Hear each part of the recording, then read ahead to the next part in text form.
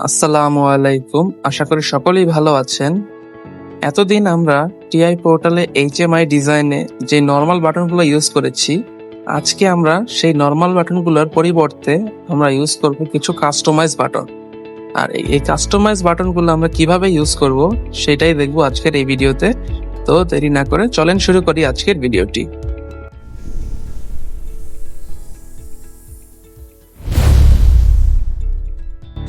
তো customise বাটনগুলো use করার জন্য আমাদেরকে গুগল থেকে কিছু কাস্টমাইজ বাটনের ছবি ডাউনলোড করে এগুলোর ব্যাকগ্রাউন্ড রিমুভ করতে হবে।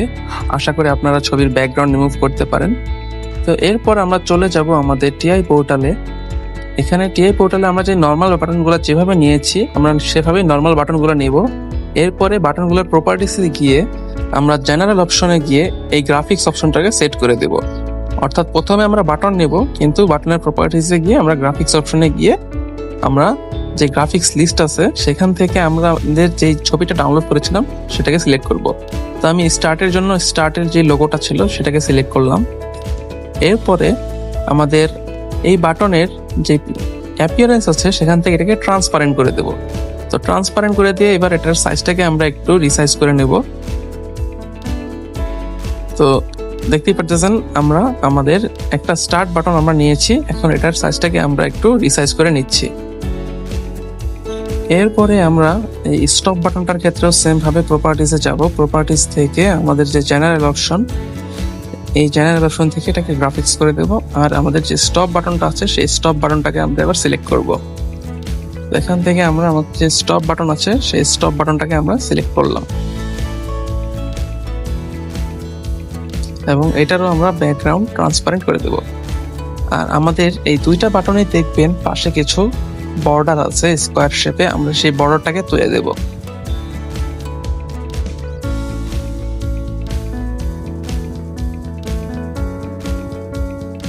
তো আমরা এই বর্ডারটাকে তুলে দিলাম এবং স্টার্ট বাটনেরও বর্ডারটা তুলে দিলাম। তো দেখতে পাচ্ছেন যে স্কোয়ার শেপটা আছে সেই স্কোয়ার শেপটা কিন্তু চলে গেল, এখানে শুধু আমাদের বাটনটা আছে। আর বাটনের ট্যাগিং সব আগের ভাবেই করতে হয়। আগে যেভাবে আমরা নর্মাল বাটনের ট্যাগিং করতাম এখানেও সেভাবেই ট্যাগিং করব। এরপর আমরা আমাদের যে ইন্ডিকেটর আছে সেই ইন্ডিকেটরের সাইজটা অ্যাডজাস্ট করে নিলাম। আপনারা আপনাদের মতো অ্যাডজাস্ট করে নেবেন, এখানে কোনো সমস্যা নেই। এরপরে আমরা আমাদের আরেকটা বাটন আছে যেটা হলো আমাদের আরেকটা স্ক্রিনে শিফট করার জন্য একটা বাটন। অর্থাৎ এই বাটনটাকে আমি ধরে নিলাম। নেক্সট পেজে যাওয়ার জন্য একটা বাটন, আরেকটা বাটন থাকবে যেটা হচ্ছে আমাদের এই হোম পেজে চলে আসার জন্য আরেকটা বাটন। এখান থেকে আমি এই যে নেক্সট এই আইকনটাকে সিলেক্ট করে দিলাম। এটাকেও আমি আমার ইচ্ছা মতো এটাকে অ্যাডজাস্ট করে নেব। এটারও আমি ট্রান্সপারেন্ট করে দিয়েছি এবং এটারও বর্ডার আমি রিমুভ করে দিয়েছি। তো এরপরে আমরা চলে যাব আমাদের নেক্সট পেজে। নেক্সট পেজে গিয়ে আমরা এটাকে দেব আমাদের হোম স্ক্রিনে যাওয়ার জন্য বাটন। তো এটাকেও আমি চেঞ্জ করে নেব আগের মতো করেই। তো এবার আমি আমাদের যে হোম আইকনটা আছে সেটাকে আমি সিলেক্ট করব এবং সেম ভাবে এটারও আমি আমার যে অ্যাপিয়ারেন্স আছে সেটাকে আমি ট্রান্সপারেন্ট করে দেব। আর এটারও বর্ডার আমি রিডিউস করে দিলাম। তো আমাদের কাস্টমাইজ বাটন নেওয়া শেষ। এবার যদি আমি আপনাদেরকে সিমুলেশনটা রান করে দেখাই তাহলে দেখবেন কিভাবে আমার বাটনগুলো কাজ করতেছে।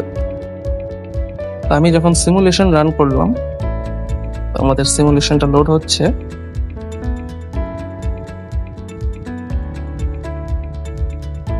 তো সিমুলেশন রান করার পরে যখন আমি স্টার্ট দেব দেখতে পাচ্ছেন গ্রিন কালার হয়ে গেল। নেক্সট পেজে গিয়ে দেখতেছি আমাদের ফ্যানটা ঘুরতেছে। এখন যদি এবার হোম পেজে চলে আসি, হোম বাটনে ক্লিক করে হোম পেজে চলে আসলাম। স্টপ দিলে স্টপ হয়ে যাচ্ছে। আবার নেক্সট পেজে যাচ্ছি, দেখতেছেন ফ্যান করতেছে না। আবার হোমে গিয়ে স্টার্ট দিলাম, আবার নেক্সট পেজে গিয়ে আমাদের ফ্যানটাকে স্টার্ট করলাম। তো আজকের মতো এইটুকুই। যদি কারো কোনো ডাউট থাকে তাহলে অবশ্যই কমেন্ট বক্সে জানাবেন, আমি সকলের ডাউট ক্লিয়ার করার চেষ্টা করব। সবাই ভালো থাকবেন। আসসালামু আলাইকুম।